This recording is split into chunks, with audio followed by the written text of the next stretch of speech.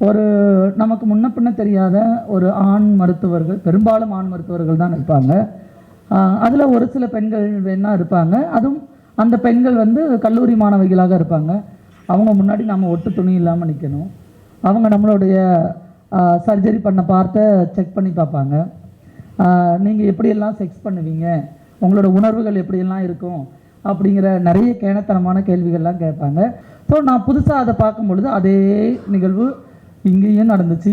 அதே மருத்துவர்கள் செக் பண்ணாங்க. அதே மாதிரி கேட்கும் பொழுது எனக்கு கோபம் வர ஆரம்பிச்சு. தொடர் சொன்ன மாதிரி நான் ஏன் என் துணியை அவுக்கணும்? உள்ளுக்குள்ளே போகும் பொழுது சார் இங்கே தான் முடிஞ்சிச்சுல, அப்புறம் உள்ளே கூட்டு போயிடுவாங்க, அப்புறம் பார்த்துக்கலான்னு சொல்லும்போது தான் அந்த மோனலம்மா என்கிட்ட சொல்கிறாங்க, ஆண்டி உள்ளே போனால் இன்னொரு தடவை அவுத்து காமிக்க சொல்லுவாங்க, அதுக்கப்புறம் அவுத்து காமிச்சிரு சரியா அப்படின்னு. அப்புறம் எதுக்குமா இதெல்லாம்? ஏன் அங்கே தான் ஒரு தடவை காமிச்சிட்டாங்க, இங்கே ஒரு தடவை காமிக்கணும். எத்தனை தடவை தான் நான் அவுத்து காமிக்கிறேன்? அங்கே அவுத்து காமிச்சது நாம் வந்து பொட்டைங்கன்னு காமிக்கிறது கிடையாது. இங்கே அவுத்து காமிக்கிறது நாம் வந்து எதுவும் கஞ்சா போதை பொருள் ஏதாவது கடத்திட்டு வந்திருக்கோமா அப்படின்னு சொல்லிட்டு கேட்கறதுக்குன்னு. இந்த என்னோட டீம் கிட்ட கூட நான் உள்ளே நுழைஞ்சோடனே என்ன இது ஆம்பளை சட்டை போட்டிருக்கு, டவுசர் போட்டிருக்குது, ஏன் பெண்களுக்கான ஒரு நைட்டி தூக்கி மாட்டியிருக்கலாம்ல? அனிதாங்கிறது என் தங்கையாக நினச்சி நான் போராடினேன். ஒரு மனுஷி ஒரு மனித உரிமை மீறல் இங்கே நடந்திருக்குது, அதிகாரம் இவ்வளோ பெரிய தவறை செஞ்சுருக்குது, அந்த தவறுக்கு எதிராக நான் போராடினேன், அதுக்காக நீ என்னை அமலமாக நிற்க வைப்ப அப்படின்னா அது மிகப்பெரிய அநீதி. அந்த அநீதியை நான் பேசிதான் ஆகணும். எத்தனை திருநங்கைகள் ஃபோர்ஸ்ஃபுல்லாக ரேப் பண்ணப்பட்டிருக்கிறாங்க அந்த சிறையில். திருநங்கைகள் இது எல்லாமே திருநங்கைகளுக்கும் காவல்துறைக்கும் சிறைக்கும் மிகப்பெரிய நெருங்கிய தொடர்பு இருக்குது. ஏன்னா நாங்கள் ஒவ்வொரு நாளும் பார்க்குறோம். என்னை பார்த்த உடனே பயந்து அப்படி விலகி ஓரமாக அப்படி போகிறது, இல்லைன்னா உங்கள் கையில் இருக்கிற எச்ச காசு ஒரு ரூபா கொடுக்குறதுக்கு 15,000 கேள்வி கேட்பீங்க. அந்த 15,000 வேலைக்கு போக வேண்டியதானே, இதை பண்ண வேண்டியதானே, அதை பண்ண வேண்டியதானே, கைகாலெலாம் நல்லா இருக்குது தானே, இந்த கேள்வியெல்லாம் கேட்டு உங்கள் ₹1 நான் வாங்கிட்டு போய் நான் கோட்டையை கட்டி வச்சுருக்கிறேன். ஒன்றும் கிடையாது. நீங்களாம் ஸ்கூலுக்கு போகும்போது நல்லா ஜாலியாக போவீங்க, அப்படியே கேங்காக போய் பாத்ரூம் போயிட்டு அப்படி வந்துடுவீங்க தானே. என்னைக்காவது ஒரு திருநங்கை கிட்ட போயிட்டு நீங்கள் எப்படிக்கா ஸ்கூல்லையோ இல்லை இதை இங்கே வந்து பாத்ரூம் யூஸ் பண்ணுவீங்கன்னு கேட்டிங்கன்னா, காலையில் 8 மணிக்கு பாத்ரூம் வீட்டில் போயிட்டு சாயங்காலம் 4-5 மணிக்கு ஸ்கூல் முடியுதா, 4-5 மணி வரைக்கும் அந்த யூரினை அடக்கி வைக்கிற வழியெல்லாம் உங்களால் யாராலையும் அனுபவிக்க முடியாது. வலிக்கும்.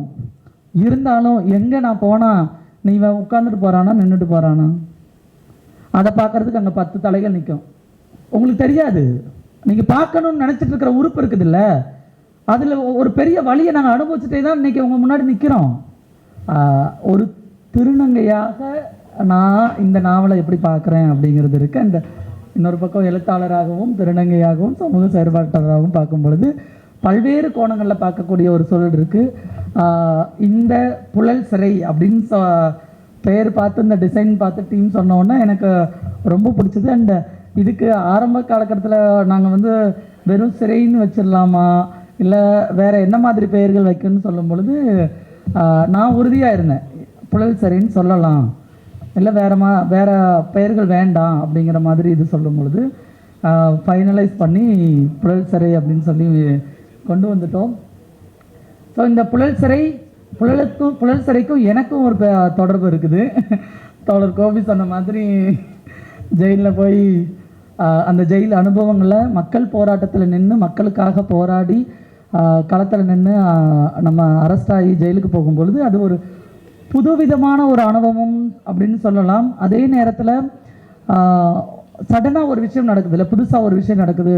ஐயோ நமக்கு யார் இருக்கா, நம்மளை திடீர்னு கைது பண்ணிட்டு போகிறாங்க, திடீர்னு நம்மளை மேஜிஸ்ட்ரேட் முன்னாடி நிற்கிறாங்க, அதுக்கப்புறம் மறுபடியும் மருத்துவர்களை போய் பார்க்கணும், அந்த உடலியல் சார்ந்த மருத்துவ ரீதியாக என்னென்ன செக்கப்லாம் பண்ணுவாங்க.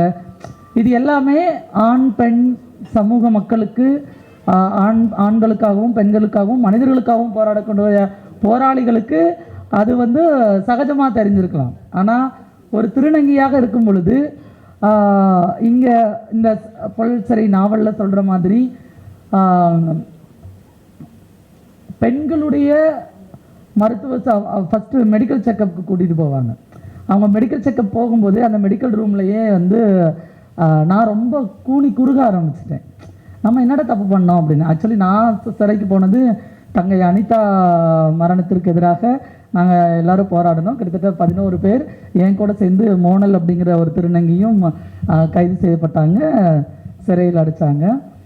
ஸோ அதில் வந்து மெடிக்கல் செக்கப் போகும்போது என் கூட இருந்த மோனல் வந்து அவங்களுக்கு ஏற்கனவே சிறைக்கு போன அனுபவம் இருக்குது. ஸோ பெரும்பாலும் நம்ம ஒரு பொது பார்வை இருக்குது இல்லையா, திருநங்கைகள்னாலே பாலியல் தொழில் செஞ்சுருப்பாங்க, இல்லை வேறு ஏதாவது செஞ்சுருப்பாங்க, திருடி இருப்பாங்க, அதனால் அவங்கள வந்து கைது பண்ணிட்டு போகிறாங்க அப்படிங்கிற ஒரு பொது புத்தி தான் எப்போவுமே இருக்கும்.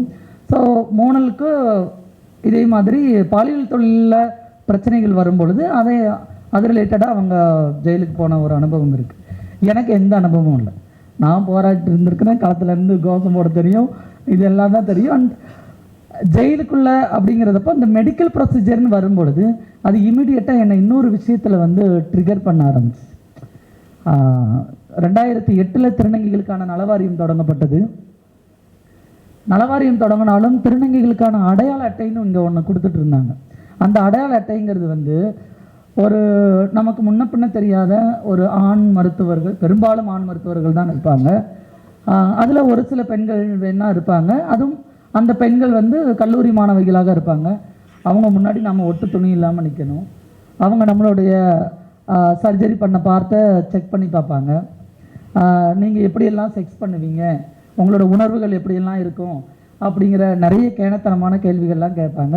அந்த கேள்விகள்லாம் பூர்த்தி செய்யணும். பூர்த்தி பண்ணி முடித்ததுக்கப்புறமா தான் அந்த இவங்க கொடுத்த அந்த அடையாள அட்டை அப்படிங்கிற ஒரு ஐடி கார்டு வந்து கொடுக்கப்பட்டது. ஸோ இது எல்லாமே எனக்கு ட்ரிகராக ஆரம்பிச்சிச்சு. அந்த ஹாஸ்பிட்டலில் பார்த்த உடனே நான் சின்ன வயதில் இருந்த மனநல காப்பகத்தில் என்னை கொண்டு போய் சேர்த்தாங்க என்னுடைய பாலின அடையாளத்துக்காக. ஸோ இந்த மாதிரி ஐயோ ஆண் பெண் சமூகம் இவங்க எல்லாம், இது எல்லாம் அதிகார வர்க்கம், பாலாதிக்க சமூகம் என்னை சூழ்ந்து ஒரு விஷயத்தை பண்ணும் பொழுது நம்மளை ஏதோ பண்ண போகிறாங்க. அப்போ நாம் அதுக்கு தயாராகிக்கிறணும். என் மனது பக்குவப்படணும்ல, எனக்கு அது தெரியாது. ஸோ நான் புதுசாக அதை பார்க்கும் பொழுது அதே நிகழ்வு இங்கேயும் நடந்துச்சு. அதே மருத்துவர்கள் செக் பண்ணாங்க. அதே மாதிரி கேட்கும் பொழுது எனக்கு கோபம் வர ஆரம்பிச்சு. தொடர் சொன்ன மாதிரி நான் ஏன் என் துணியை அவுக்கணும்? உனக்கு தேவை எவிடன்ஸ் தானே. என்னோட அடையாள அட்டை இருக்குது, அடையாள அட்டையை என்ன அப்படி தான் செக் பண்ணி தான் கொடுக்குறானுங்க. அப்போ அந்த அடையாள அட்டையை வச்சு பார்த்துக்கோங்க. அதுக்கப்புறம் என்னோடய கெசட் சேஞ்ச் பண்ணதுக்கு என்னோடய டாக்குமெண்ட் எல்லாமே நான் டிரான்சென்ட் இருக்குது. இதை மீறி உனக்கு என்ன வேணும்? அதை அவங்க வந்து இல்லை நாங்கள் கண்டிப்பாக செக் பண்ணி தான் செய்வோம் அப்படின்னு சொல்லிட்டு ஃபோர்ஸ் பண்ணி செக் பண்ணாங்க. சரி ஓகே விட்டுருங்க. செக் பண்ணி முடித்ததுக்கப்புறம் அவங்க ஒரு சின்ன துண்டு சீட்டு கொடுத்தாங்க அந்த கூட வந்த காவலாளிக்கிட்ட. அவங்க வந்து அந்த துண்டு சீட்டை வந்து சிறைக்குள்ளே கொண்டு போகிறாங்க.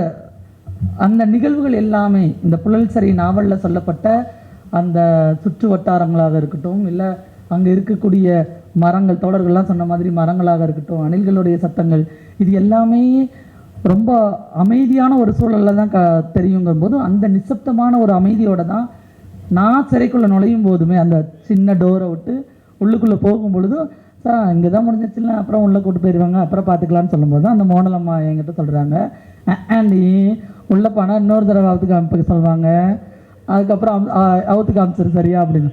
அப்புறம் எதுக்குமா இதெல்லாம்? ஏன் அங்கே தான் ஒரு தடவை காமிச்சிட்டாங்க, இங்கே ஒரு தடவை காமிக்கணும், எத்தனை தடவை தான் நான் அவுத்து காமிக்கிறேன் இல்லை? ஸோ அங்கே அவுத்து காமிச்சது நம்ம நான் அந்த ஸ்லாங்லேயே சொல்லணும்னு நினைக்கிறேன். அங்கே அவுத்து காமிச்சது நாம் வந்து பொட்டைங்கன்னு காமிக்கிறது கிடையாது. இங்கே அவுத்து காமிக்கிறது நாம் வந்து எதுவும் கஞ்சா போதைப் பொருள் ஏதாவது கடத்திட்டு வந்திருக்கோமா அப்படின்னு சொல்லிட்டு கேட்குறதுக்குன்னு. அப்போ தான் நான் சொல்கிறேன், இல்லையம்மா நாம் அரசியல் இது தானே வாரோம், அப்போ நம்ம ஃபைட் பண்ணலாமேன்னு சொல்லும் பொழுது எத்தனையோ அரசியல்வாதிகள் இங்கே வராங்கள, அரசியல் தலைவர்கள்லாம் வராங்கள, அவங்களெல்லாம் இப்படி தான் துணியை அவுத்து செக் பண்ண சொல்லுவீங்களா, இப்படி தான் உட்கார சொல்லுவீங்களா அப்படின்னு நான் கேட்குறோம். அப்போ பேசும்பொழுது வழக்கம் போல் இந்த பாலாதிக்கம்னு ஒன்று இருக்குது இல்லையா, இங்கே இந்த நாவலில் வந்து ஆண் சிறை காவலர்களை பற்றி பேசப்பட்டிருக்கிறது. ஆனால் பெண் சிறை காவலர்களும் இங்கே ஆதிக்கம் செலுத்துகிறவர்கள் தான். ஸோ அந்த விஷயங்கள் வந்து இன்னும் கொஞ்சம் ஆழமாக இதில் பதிவு பண்ணியிருக்கலாம் அப்படிங்கிறது தான். ஏன்னா எப்போவுமே நான் அந்த பாயிண்ட் ஆஃப் வியூவில் ரொம்ப அதிகமாக சிந்திப்பேன். ஏன்னா என்னோடய டீம் கிட்ட கூட நான் உள்ளே நுழைஞ்சோடனே என்ன இது ஆம்பளை சட்டை போட்டிருக்கு, டவுசர் போட்டிருக்குது, ஏன் பெண்களுக்கான ஒரு நைட்டி தூக்கி மாட்டியிருக்கலாம்ல இல்லை? ஏன்னா நைட்டுக்கு எங்களுக்கு கொடுக்குறதுக்கும் அவங்க வெளில நின்றுட்டு இருந்தாங்க. இந்த எல்லாரும் சொன்னாங்களா புளியிருந்தப்பமா மோகன் அவன் என்னோட தம்பி, நான் எப்போவுமே ப்ரௌடாக சொல்லுவேன். ஸோ அவன்லாம் நைட்டி வாங்கிட்டு வந்து நின்றுட்டு இருந்தான். ஸோ அந்த நைட்டிலாம் இதில் இல்லை. ஸோ இந்த சிறை அனுபவத்தில், சிறை விஷயங்களில் அந்த பெண் சிறை காவலர்களும் கொஞ்சம் வர்ணிக்கப்பட்டிருக்கலாம். அவர்களுடைய அழகியலையும் எப்பவும் போல ஆதிக்கத்தினுடைய அதான் இல்லை தோழர். நான் அதாவது அவர் பொதுவாக பாலாதிக்கத்துக்காகவும் அவர் களத்தில் இறங்குறவர். அவருக்கு தெரியும் ஆசிரியரை பற்றி எனக்கு தெரியும். ஆசிரியரை பற்றி எனக்கு தெரியும். ஆசிரியர் வந்து அதான் ஆசிரியர் வந்து மனித உரிமைகள் எங்கெங்கெல்லாம் மறுக்கப்படுகிறதோ அந்த இடத்துல தான் ஆசிரியர் இருந்திருக்கிறாரு. அதனால நான் ஆசிரியர்கிட்ட நேரடியாக இதை வைக்கிறேன். ஏன்னா ஏன்னா நம்ம வந்து இங்கே இருக்கிற அழகியலை எல்லாத்தையும் சொல்லிட்டு இருக்கும் பொழுது கண்டிப்பாக அட்லீஸ்ட் கோர்ட்லையாவது ஒரு இவங்களை பார்த்துருக்கலாம், ஒரு விமன் போலீஸை பார்த்துருந்துருக்கலாம். அந்த இடத்துல யாரா அவங்களுடைய அழகியலை சொல்லியிருக்கலாம் அப்படிங்கிறது.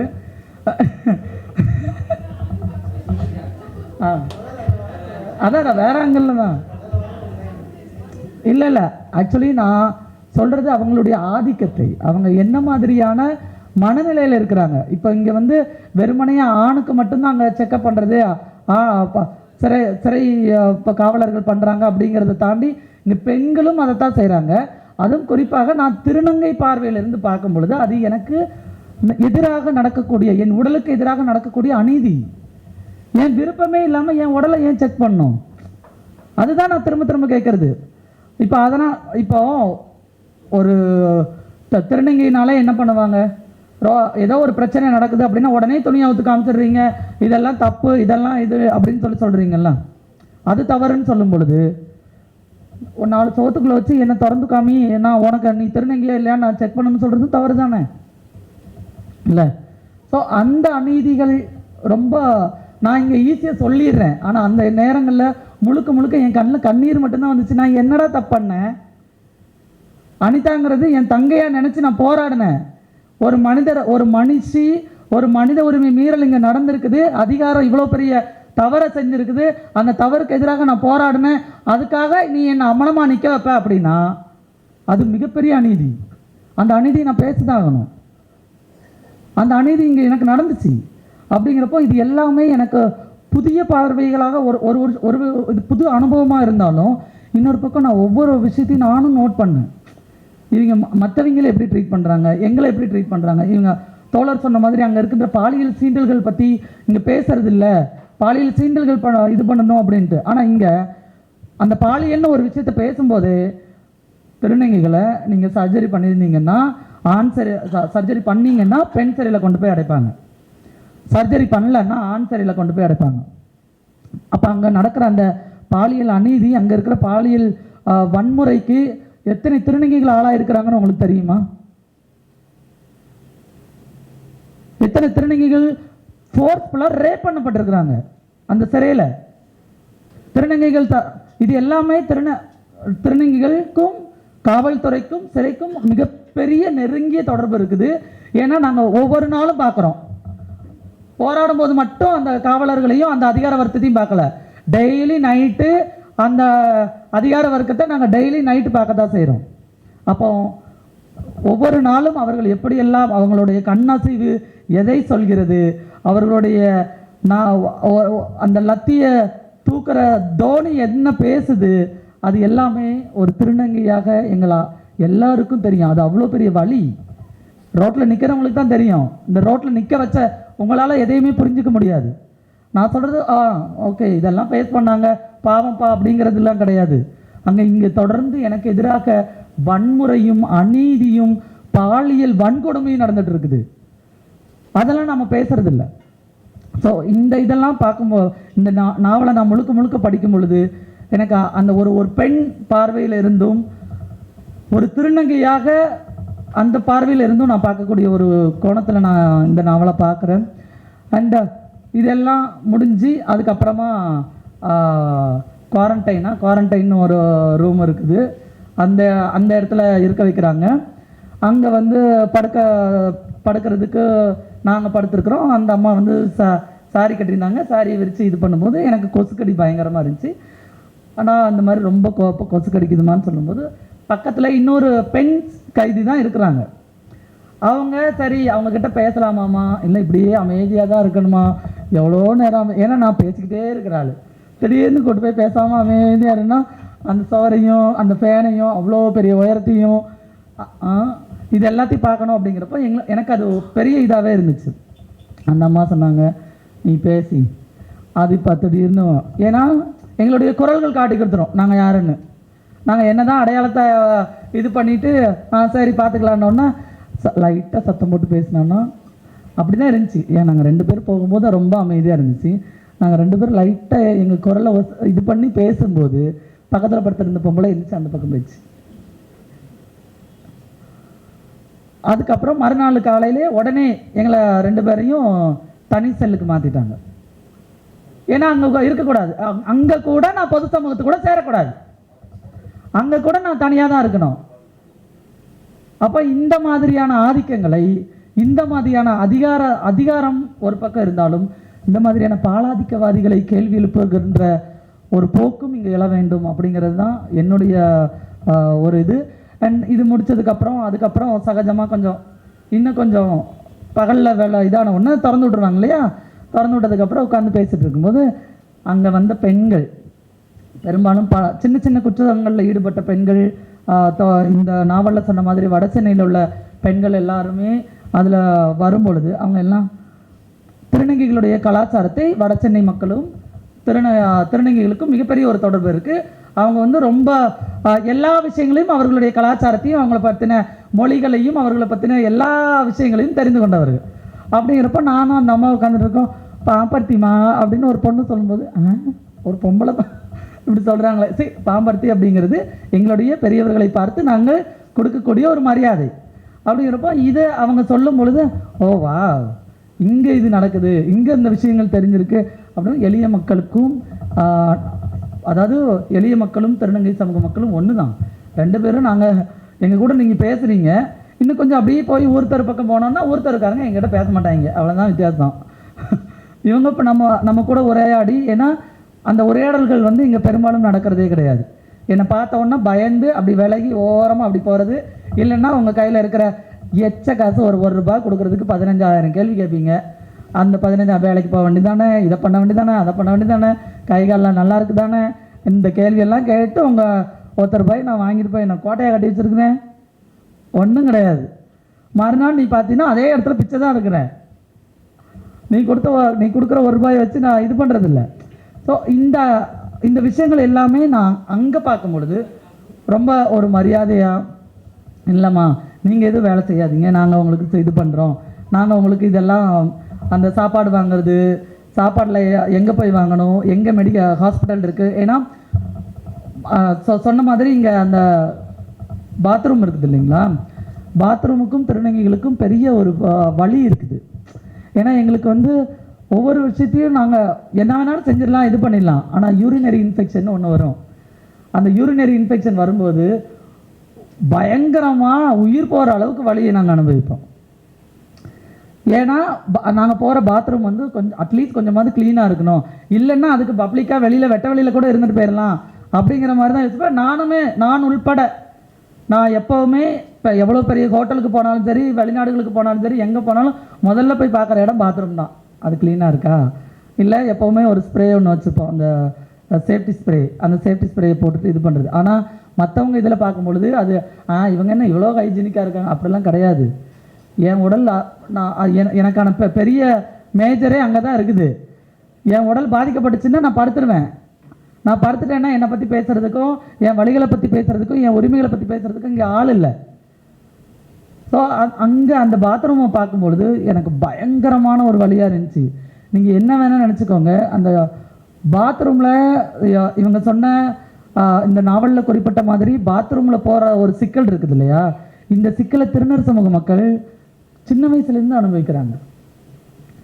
நீங்களாம் ஸ்கூலுக்கு போகும்போது நல்லா ஜாலியாக போவீங்க, அப்படியே கேங்காக போய் பாத்ரூம் போயிட்டு அப்படி வந்துடுவீங்க தானே. என்னைக்காவது ஒரு திருநங்கை கிட்ட போயிட்டு நீங்கள் எப்படிக்கா ஸ்கூல்லையோ இல்லை இங்கே பாத்ரூம் யூஸ் பண்ணுவீங்கன்னு கேட்டிங்கன்னா காலையில் 8 மணிக்கு பாத்ரூம் வீட்டில் போயிட்டு சாயங்காலம் 4-5 மணிக்கு ஸ்கூல் முடியுதா, 4-5 மணி வரைக்கும் அந்த யூரினை அடக்கி வைக்கிற வழியெல்லாம் உங்களால் யாராலையும் அனுபவிக்க முடியாது. வலிக்கும். இருந்தாலும் எங்கே நான் போனால் நீ உட்காந்துட்டு போகிறானா நின்றுட்டு போகிறானா அதை பார்க்குறதுக்கு அங்கே 10 தலைகள் நிற்கும்.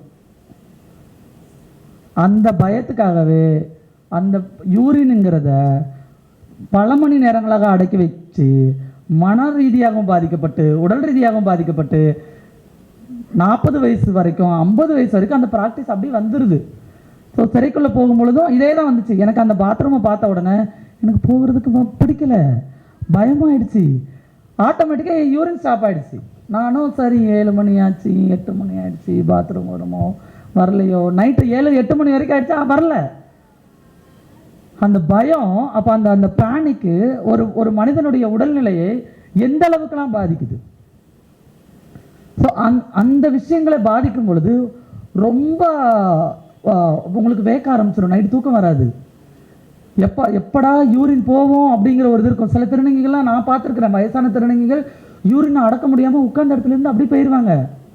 எங்களை மாதிரி சின்ன திருநங்கைகள் நாங்கள் புரிஞ்சுக்கிட்டவங்க தான் ஓகேம்மா போங்க போய் பாவடை மாற்றிட்டு வாங்க. இல்லை நாங்கள் உங்களுக்கு தெரியாது, நீங்கள் பார்க்கணுன்னு நினச்சிட்டு இருக்கிற உறுப்பு இருக்குதுல்ல, அதில் ஒரு பெரிய வழியை நாங்கள் அனுபவிச்சுட்டே தான் இன்றைக்கி உங்கள் முன்னாடி நிற்கிறோம்.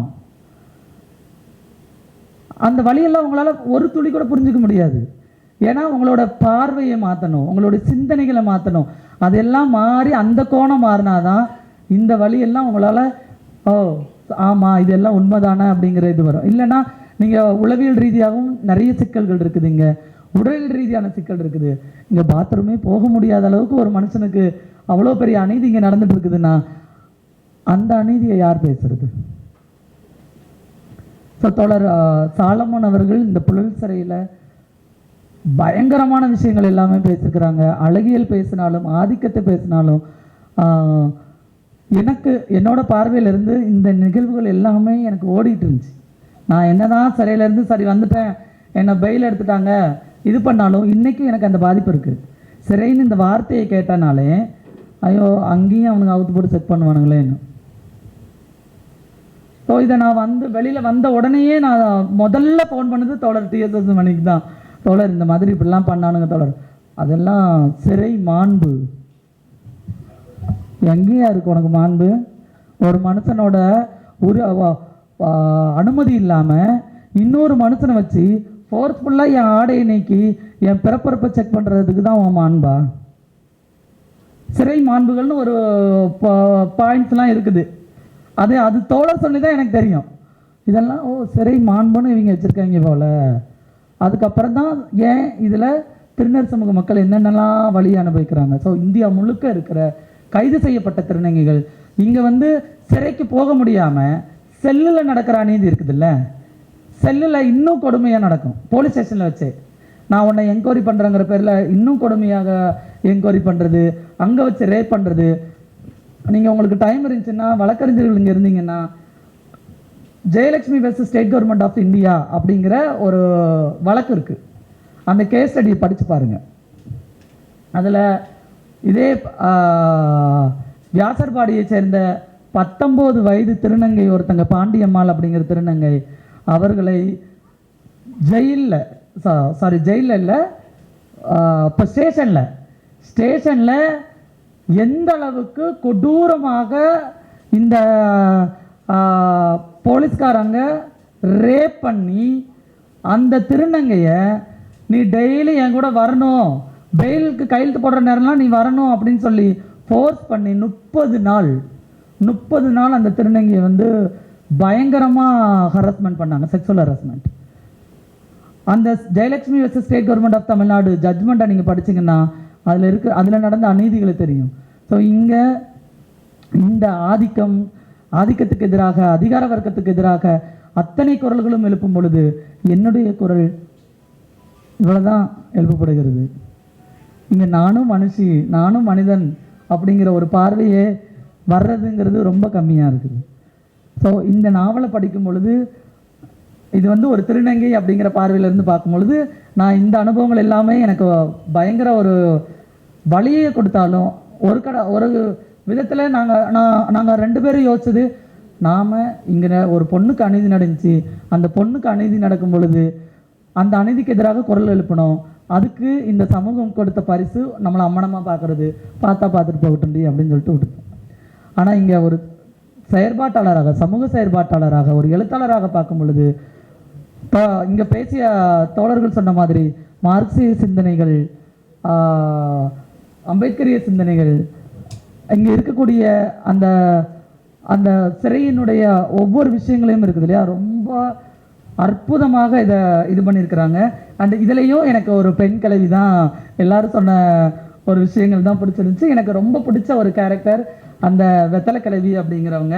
ஸோ அவங்க வந்து அவங்களோட பேச்சு ஸ்லாங் வந்து இவர் வந்து சென்னை இந்த வட தமிழ்நாட்டு பாஷையில் வந்து கொஞ்சம் அதை சொல்லியிருக்கிறாரு. நான் படிக்கும்போது எங்கள் ஊர் பாட்டி சொல்லியிருந்தா எப்படிலாம் பண்ணியிருப்பா அப்படிங்கிற மாதிரி நான் அதை படித்து பார்த்தேன்.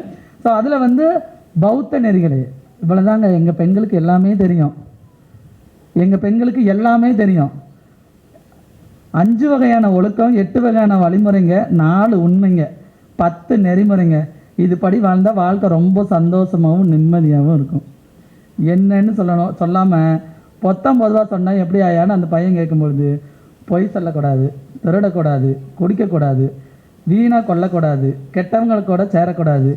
இதுதான் 5 வகையான ஒழுக்கம். நல்ல விதமாக பார்க்குறது, நல்ல விதமாக யோசனை பண்ணுறது, நல்ல விதமாக பேசுகிறது, தேவையான நேரத்தில் அமைதியாக இருக்கிறது, நல்ல செயல் செய்கிறது, யாருக்கும் இங்கு தீங்கு செய்யாமல் வாழ்கிறது, சோர்ந்து போகாமல் முயற்சி பண்ணுறது, எப்போவும் கவனமாக இருக்கிறது. இது எல்லா 8 வழிமுறைங்க.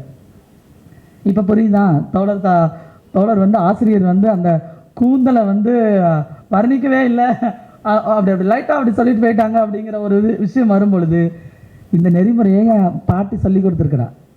அந்த இடத்துல அவங்க அந்த பார்வை, அந்த கேரக்டரில் கூட ஆசிரியர் வந்து அந்த பார்வையை கொண்டு வரல அப்படிங்கிறது தான் நான் பார்க்குறது. ஸோ எங்கள் ஊர் கிழவிங்களுக்கு எல்லாமே தெரியும், நல்லதும் தெரியும், கெட்டதும் தெரியும். எங்கள் ஊர் கிழவிங்க கூட பேசுகிறதுக்கு உங்களுக்கு நேரம் இல்லை, அதுதான் இங்கே சிக்கல். அங்கே எங்கள் ஊர் பெண்களுக்கும் எங்கள் சமூகத்தை சார்ந்த பெண்களுக்கும் பெண்கள் கூட நேரம் ஸ்பெண்ட் பண்ணி எங்கள் பெண்களுடைய வழிகளையும் வேதனைகளையும் என்னன்னு கேட்குறதுக்கு உங்களுக்கு டைம் இல்லை. பெரும்பான்மை சமூகம், பெரும்பான்மையாக இருக்கக்கூடிய இந்த ஆணாதிக்க சமூகம், ஆணாதிக்கத்தை சார்ந்தே சிந்தனைகளை கொண்டு போகும் பொழுது எங்கள் பெண்களுடைய வழிகளும் எங்கள் பெண்களுடைய உரிமைகளும் இங்கே இன்றைக்கு வரைக்கும் கேள்விக்குறியாக தான் இருக்குது. நாங்கள் இன்னும் கேள்வி எழுப்பிட்டே தான் இருக்கிறோம். எங்கள் பெண்களுக்கான உரிமைகள் இன்னும் வேணும், 50% அரசியலில் இடஒதுக்கீடு வேணும், 50% எங்கள் பெண்களுக்கான அத்தனை உரிமைகளையும் நாங்கள் பேசணும். ஆண்களுக்கு என்ன சமமான உரிமை இருக்கோ அதே சமமான உரிமை பெண்களுக்கும் இருக்குது அப்படிங்கிற உரிமை குரல் தொடர்ந்து தோழர் ரமணி போன்ற தோழர்கள், இன்னும் பல பெண் தோழர்கள் தங்களுடைய உயிரை விட்டு கூட இந்த உரிமைகளுக்காக பேசிக்கொண்டே இருக்கிறார்கள். ஸோ இன்னும் இந்த நாவலாசிரியருடைய பார்வை என்பது எனக்கு நல்லாவே தெரியும். அது வந்து ஒரு ரொம்ப பயங்கரமான ஒரு பார்வை. எல்லாரும் சொன்னாங்க அவர் ஆயுதம் அப்படின்னு, அப்படிலாம் கிடையாது. அவர் வந்து பயங்கரமான ஒரு பாம். அவர் வெடிச்சாருன்னா அவருடைய அவ்வளோ பெரிய சிந்தனைகள் எல்லாம் ஒட்டுமொத்த சிந்தனையும் சிதறும். அது நிச்சயமாக பயனுள்ள உங்களை போன்று இன்னைக்கு அந்த பலன் தான் இன்னைக்கு இத்தனை இளைஞர்கள் நின்று கேட்டுட்டு இருக்கிறாங்க. வருங்கால சமூகம், எதிர்கால சமூகத்துக்கு மிகப்பெரிய ஒரு சிந்தனையை தூவி விட்டு செல்கின்றார். நிச்சயமாக இந்த வருங்கால சமூகம் இன்னும் வருங்காலத்திற்கு மிகப்பெரிய சிந்தனைகளை எடுத்து போவாங்க அப்படிங்கிற ஒரு பெரும் நம்பிக்கையோடு இந்த வாய்ப்புக்கு நன்றி கூறி விடைபெறுகிறேன். அண்ட் ரொம்ப நன்றி. இந்த ஒரு இன்னும் ஆசிரியருக்கு நான் தொடர்ந்து சொல்கிறது தான், இன்னும் பல புத்தகங்கள் எழுதணும், இன்னும் நிறைய உலக அளவில் இருக்கிற அநீதிகளெல்லாம் வெளியில் கொண்டு போய் சேர்க்கணும்.